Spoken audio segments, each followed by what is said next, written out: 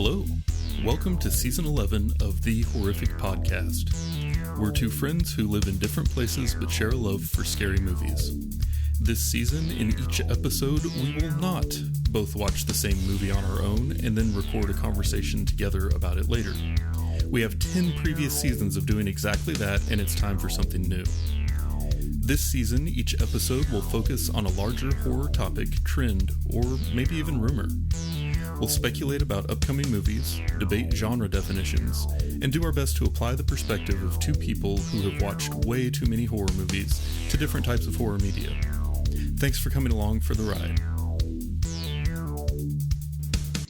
So a couple weeks ago, we talked about how we had gotten involved with crowdfunded horror. Because I feel like everybody during the pandemic was throwing their money at things since they couldn't leave their house to do it. And we talked about kind of how interesting it is to like be part of the process and get kind of that behind the scenes look and all of that. And you had found and backed a project called Shelby Oaks. I had found and backed a project called Cryptid, actually like even before the pandemic. But now I am reporting back because as a backer of Cryptid, I received a link for an advanced screening, and I got to watch it last night. That's pretty exciting, dude. Yeah, I feel like a real insider.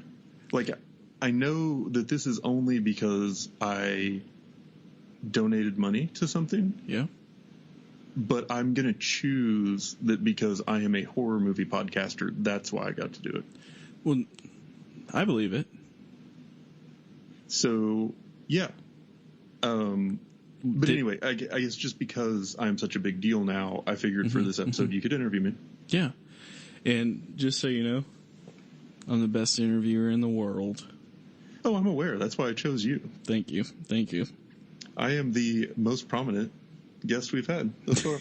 The best one I've interviewed. In the horror community. Yeah. So, kind of a big deal.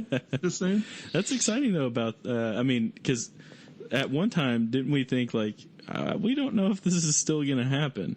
Oh, absolutely. Yeah. Because this, like I said, I had invested in this one like well before the pandemic started. Right. And then the pandemic happened. That had all kinds of delays for filming and production and everything else. But it was a really cool experience to be able to kind of follow along and get the, every few weeks, the update email about the new things that they were working on and how they were choosing locations and, interviewing actors and working on revisions of the script and working on different versions of the movie that were edited to different lengths and all of that stuff. And so having come through all that and being able to see it now is just pretty impressive. Yeah. I have to say. And now this was also like one that was like an investment opportunity too, right? So like we need this to be good. Yes. I was worried you were going to call me out on that. So, well, no, yes, I'm just saying support it. I am legally obligated to say that all of the opinions I offer today are coming from the perspective of someone who did invest money into this and could theoretically recuperate some money back from it if it does really well.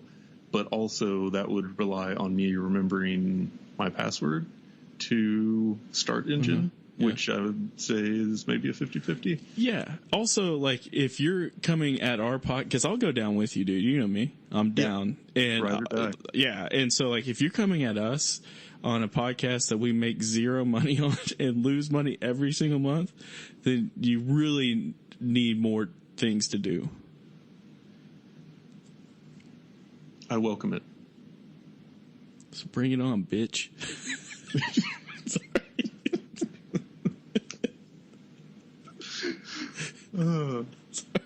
This interview is going well. I'm so good at it. You said you want to interview. I was like, yeah, sure. And I was like, we're screwed.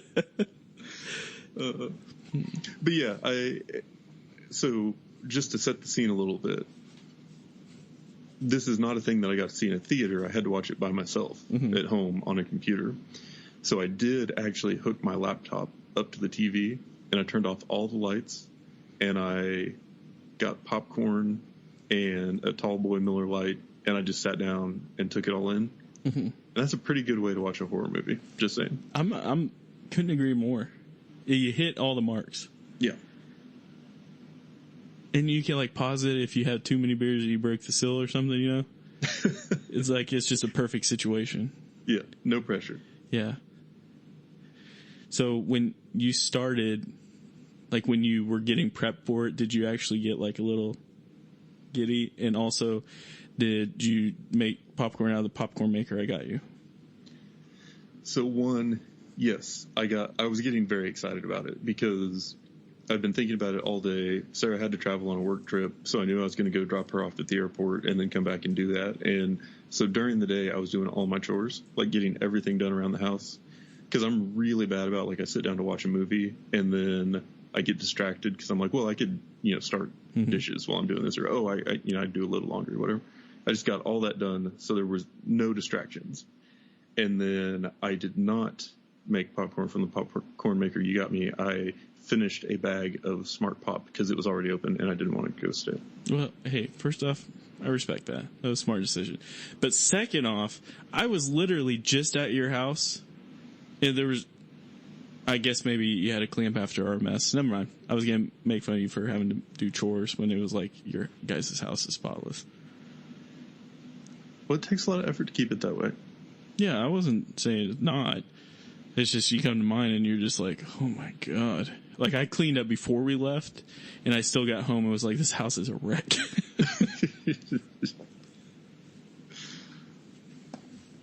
This interview is going well. Has it started? I thought you were going to like touch base and then I was going to ask things. That was all the base touching I was planning on doing. Oh, got you. So let me ask some questions, Daniel. All right, then. What were some of your concerns coming into watching this? Like, did you have like any like, well, it is crowdfunded. For all we know, as far as I know, this is like the first crowdfunded horror movie that we've watched.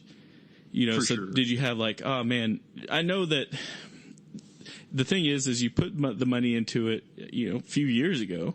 Yeah. And so like, regardless, like if it came out and it sucked or it came out and it was good, regardless, it's like, okay, well, I lost. If it came out bad, it's like, okay, well, that was a bad decision I made a couple years ago. Yeah. So like financially, like it can't be too upsetting is where I'm kind of getting at. At all. Yeah. But, and you and I have never pursued creative things that we liked to make money. Like I feel like we almost actively work against it in most of the things that we do. Yeah, 100%. Because it's more about like we're doing things that we enjoy together. Yeah. And so, watching horror movies being part of it. So that's the pay for me. You know what I mean? Yes, it's like that's what we Yeah, so the thing with this is I have no expectations at all. I didn't do this as an investment. I did this because I wanted to see the project. Gotcha. And I consider it money well spent just for all the reasons we've talked about. But I went into it really, really wanting to enjoy it. And like I said, I put a decent amount of time into prepping the situation so that I would be the most primed to enjoy the experience of watching it. But like we talked about in the previous episode, I was a little bit worried because the budget was pretty low. I mean, we're talking in like $300,000-ish range, whereas, a lot of horror movies that you would go see in the theater on sort of not the like super low but low-ish range would be like 20 million. So that's a big gap. Mm-hmm. And I was a little worried that because of the limitations for budget, specifically with paying actors, that the acting might be bad enough that it would be distracting, gotcha. Which is a thing that I don't enjoy in horror movies, or that some things about the way the movie was made would be rough enough that they hurt it and didn't help it. Okay. And I say that because like the way that, for example, some of the lower budget horror movies that we've seen in the past, they've almost used that like to their advantage. Mm-hmm. So with House of a Thousand Corpses, for example, that did not feel like it was a really highly, it didn't feel like there was a huge budget to make sure everything in that was super high quality. Right. But I felt like it almost like embraced sort of the graininess, like that made the movie better. And I feel the same way about, like Blair Witch. They worked within their limitations and used them to their advantage. Yeah. But a lot of movies just aren't that well made, and it really hurts them. And so the quality of the acting and the sort of the technicals of how the movie was made were the things I was most skeptical about. Okay, gotcha. And now, so cryptid, like if you search cryptid definition, is, which I just didn't know, if I'm being honest with you, what it meant. This might be common knowledge, but it's like an animal that has claimed to exist, but never proven. So I would take that as like Bigfoot. Don't tell Sarah I said that. Yeah, no, you are exactly correct, and okay. I only know that because they actually brought that up while they were researching the creature in the movie. Nice. So the movie taught me things. That's good. Yeah, that's really good. So that's what the premise of this is about. A Loch Ness monster, like a Bigfoot type creature. It is primarily about the investigation of some attacks that they think may be from some sort of creature. Could be for that. Now, one thing before I start asking about the meat of this, one of the big things that we talked about with this is the old school no CGI. Yes. Was there any CGI? Not that I picked up on. Really? I do not think there was any in this movie, and that's actually one thing I would put really high on my comments about it. Yeah. Which is like exciting because like when you look up, like I remember looking up Cryptid on Start Engine, and like that's one of the first things. Like I'm pretty sure at the top it said something about like old school film or something like. Yeah. That's exciting. That's awesome. So they stuck to their guns on that. Yeah, it was or it at least felt very practical effects driven. And it was interesting because there are techniques that we've seen in horror movies that are incorporated when practical effects are used. So, for example, if there is something that requires a lot of them, you may only see it in like a dim light or like part of the frame. Mm-hmm. So that they don't have to like convincingly pull off the whole thing. Like in Jaws, for example, like you saw like the head up out of the water a lot. You did not see like the whole shark body a lot and things like that. And so there were definitely a lot of things that kind of just made me smile because it really did feel more in the vein of some of like the 80s monster movies, more so than like what the modern ones have been. Gotcha. Okay. Well, that's awesome. Like that's what we were kind of hoping that they would at least stick to it, you know, just to... Yeah. And on that same thread, I feel like the movie was most definitely made by fans of horror movies. Okay. And like horror movie tradition. So, and I'm not going to go into a ton of detail because I think I could actually get sued if I that's a good give point. Away too much. Yeah. Since this isn't like out yet, but you know, if either of our listeners were to report this back, we could get in a lot of trouble. But yeah, I mean, we also know who you guys are. Yeah, so I know I'm safe in South Dakota. Yeah. But and nobody in Australia would tell on me because they're just cool people. That's for damn sure. Yeah, the movie had a number of things that just, like I said, just kind of made me smile. So it starts off with sort of the random creepy, violent scene in the beginning, and then it cuts to like daylight and introducing the characters and stuff. But that is such like a classic horror movie move where you kind of have that beginning scene to set the tone, and then they kind of build up the story and get back into it. But then there was also that cadence that we've called out over and over and over with horror movies across like a lot of different subgenres, where you have like the nighttime scenes where something scary happens and is really intense. And then you have like the daytime scenes where the characters are investigating or finding out more about what's going on or trying to plan their next move or basically driving the plot forward. And then they have another of the nighttime scenes. And so the way that they manage the tone and the intensity of the movie is basically taking a long story and then splicing in these elements of horror and terror and fear and anxiety. And so that is most definitely what this movie did. That's it's good. Yeah. No, what I was basically going to say is, like, starting out with a bang is something that I've talked about being a fan of. Yeah. I mean, but that's such a common thing with film. Like, that's kind of what you have to do sometimes. You start out slow, it doesn't really work out. But regardless, it still happened. So I won't ask, like, names, but did you recognize any of the actors in the film? I didn't. Okay. I did. So this movie is on IMDb now. Oh, okay. And so it has, like, the full cast list and a couple, and there really weren't a lot of characters, but a couple of the main ones have done, like, this is not their first rodeo. I think they've done a lot of TV. So the acting, I thought, was actually pretty good for the most part. For,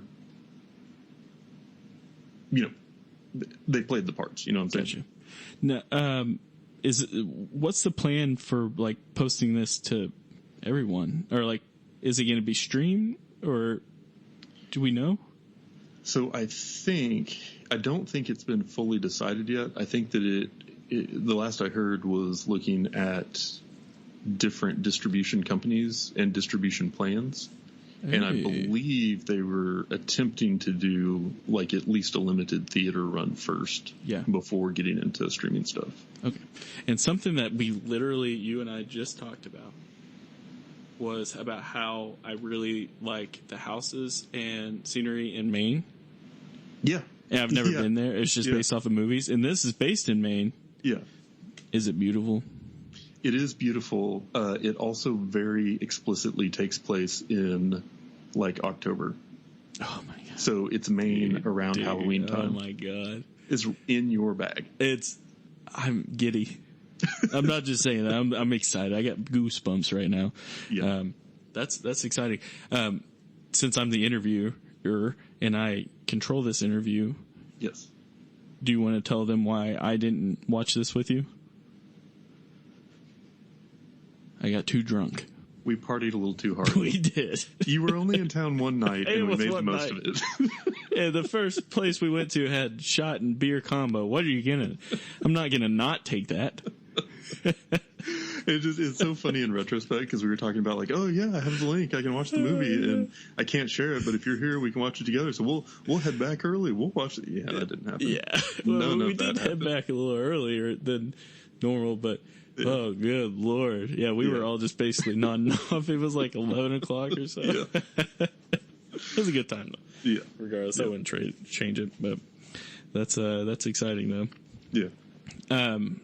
Do you want to go into, like, overall thought for this, or we got to save that for when this is public? Yeah, so I don't necessarily, because I took notes during this, like I would during a normal movie, and then I was just like, oh yeah, I probably shouldn't say that, because I don't want to ruin anybody's experience with it. But there, I guess, just kind of like highlights are, I did not want to be just completely over the top positive only about it, because I think that it was not a perfect movie. Right. I think that there were some times where the budget did limit it. And I see that was there were a few times, and especially at the beginning, where you had scenes with just, like, a lot of silence. So it's just like a guy in his house walking around getting ready for the day, and there's just no music in the background. And so I don't know if that's a thing that's going to be, like, added before it gets distributed or what, but it's like, okay, well, this movie just started. I don't know who this guy is. I don't know where he is. I don't know what he's getting ready to do. I don't know how to feel about him. Like, is he a serial killer? Should I be afraid of him? Is he, the type of guy who listens to Jimmy Buffett? Like, there's just, the sound is a way that you can add context to a scene. And it was almost like disorienting to me that it wasn't there sometimes. Yeah. And there were a number of times where it was just really stark because you would have one scene and there was just no support. Right. And you're like, I'm not even sure what's going on here. And then you would go into another scene where it did have that and it was used well. And you're like, oh, this adds so much because all of a sudden they're having this conversation that sounds fairly normal, but I know now that there's some like undertone to it, or there's something I should be paying attention to because there's this creepy music playing in the background. And I know that this is like building towards something. Mm-hmm. So that was kind of one of the things that had me like scratching my head a little bit, because especially towards the beginning, which is when you're kind of getting a feel for who everybody is and what their relationships are to each other and what type of movie it's going to be, where I was just like, oh, well, little help would have been nice there. And I think that, that's definitely another thing that we've touched base on multiple times, where obviously music can make or break it. I mean, a prime example for me is like Strangers 2, Pray at Night. That's by far not the best horror film of all time, but it has some pretty dope like 80s songs playing in the background, and just really enjoyed it. Now, thinking on it too, like you talk about the scenes with the silence, with no audio or anything playing. If you have this is just my opinion, I feel like if you have a film that has really good audio, has really good dynamics with music or just ambient sounds or whatever the case is, then when you do need a moment to be very serious in that silence, where you can't hear anything, that could really make it scene, because you're just like, makes people feel awkward, just all that. But if it's just like a normal, like just walking through your house or they're making breakfast or something, it doesn't make too much sense to me. Yeah, same. And it made some of the parts feel almost a little unfinished. Yeah. So now, sorry. Oh, I was going to say, I did have one other thing, but did you have another comment on that? Not on that. Okay.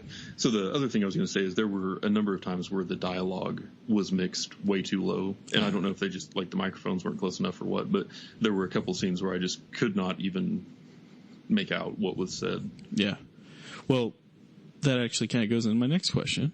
Well, because first off, since I was just at your house and realized the sound bar that you guys have is amazing. Mm-hmm. Like, I was tripped out looking when we were watching something, thinking, like, do they have surround sound? Like, it works so well. So that makes me think that it's not your electronics. It was legit mixed bad. Yeah, and it was in a couple of scenes noticeably different than most of the movie. And so I really do think it was like a mixing thing. Okay. Did they ask, like, for you to report back, like, with your opinion on it or anything? Or is it just like, hey, here it is, like... Well, it was like hey, here it is, and here's all the security stuff that we did that makes sure you're not going to let anyone else see it. Gotcha. And so it was supposed to have like this watermark through all of it, so that if you screen capped it, the watermark would show up, which I don't quite understand how that would work. Right. But I did, and this creeped me the hell out. There was one scene that was kind of like a big reveal scene with the monster. Yeah. And I saw my name flash up on the screen. What? So I think what was happening there was they were like, this is the most spoiler scene in the movie. Oh, and we'll see who did if you try and share this. Dang. That's not bad. But, it's like a big scary moment, and all of a sudden, like, the internet starts flashing your name randomly. Yeah. You're like, holy hell. Yeah. Jeez. Yeah. Ooh, that's intense. That would also be funny, though. Like, for someone to not catch that and post it. But, like, I swear I didn't do that. It's like, Daniel, your name's literally on the screen. Right, But here's my opinion on technology. Like, you can bullshit your way out of it, though. You're like, no, I swear that's not me.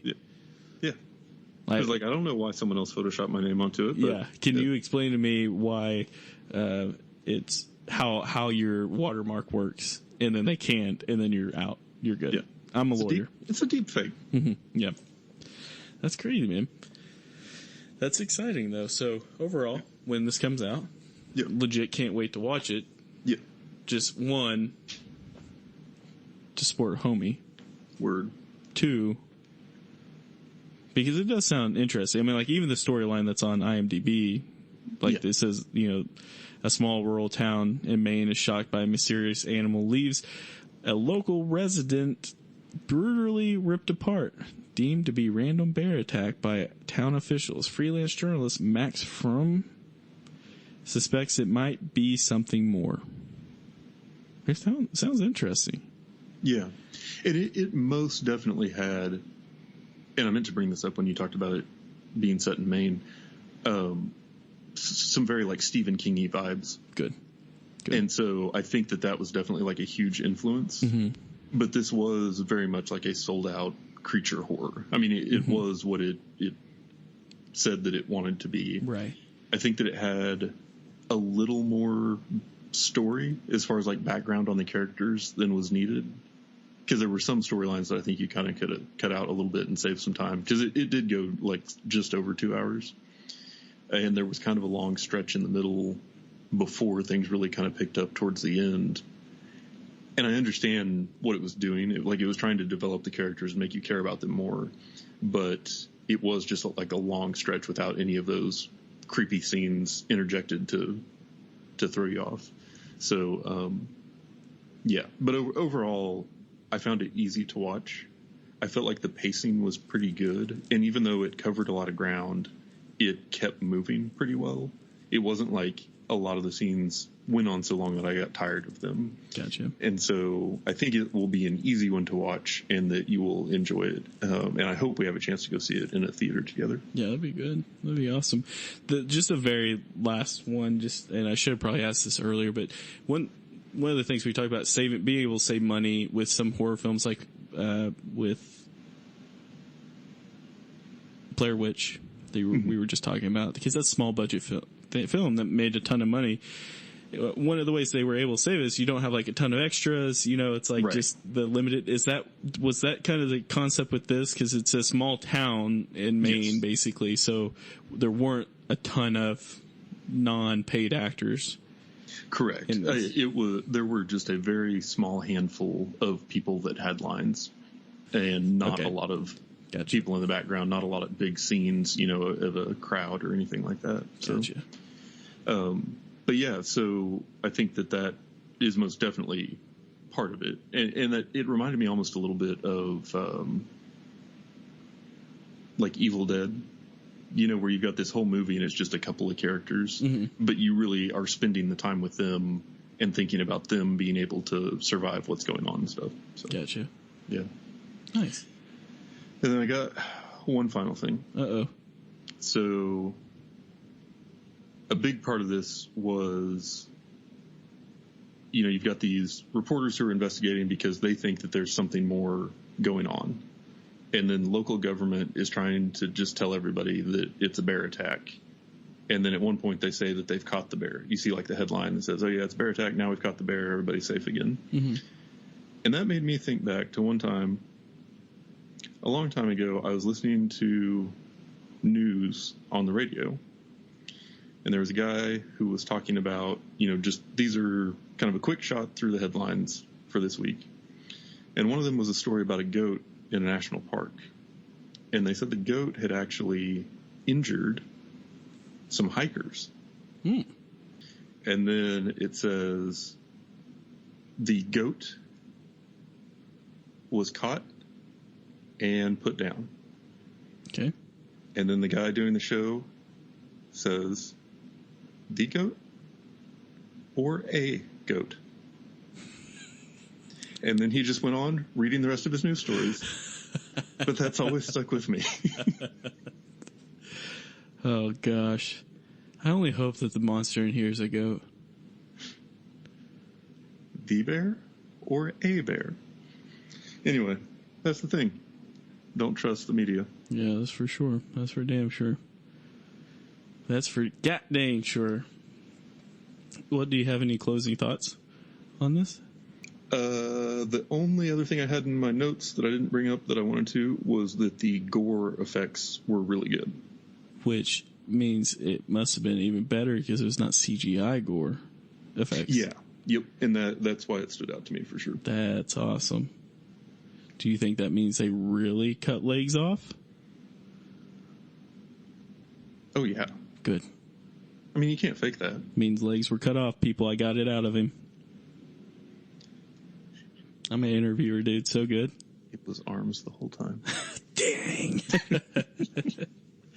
No, I'm legit stoked though. Like, I'm ready to watch it. And if you go to startengine.com/cryptid, which the / is next to your shift on the right keyboard for the record, they have a video you can watch on there. Just the trailer one. Yeah. Yep. Yeah.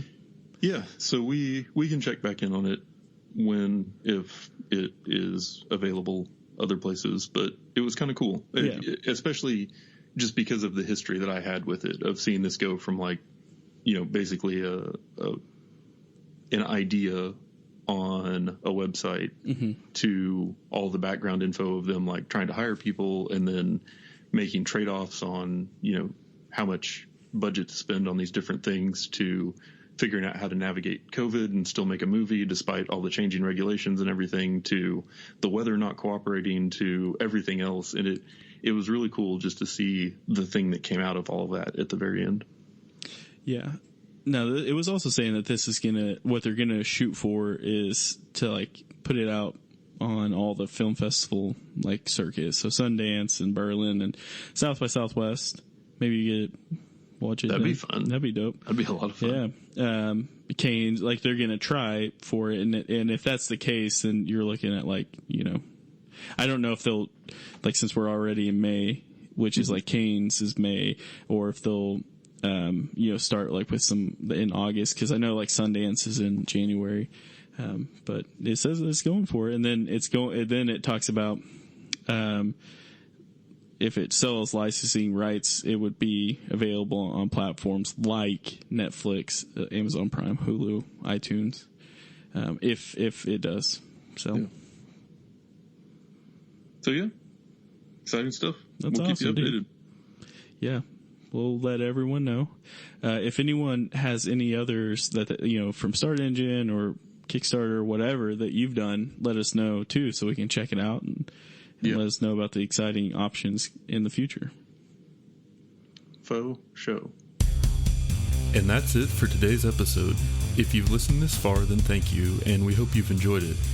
We're always looking for new ideas, so if you have any questions, comments, or movie suggestions, please send us an email at thehorrificpod@gmail.com, or feel free to comment on or message our Facebook page. Just search for The Horrific Podcast. Thanks for listening.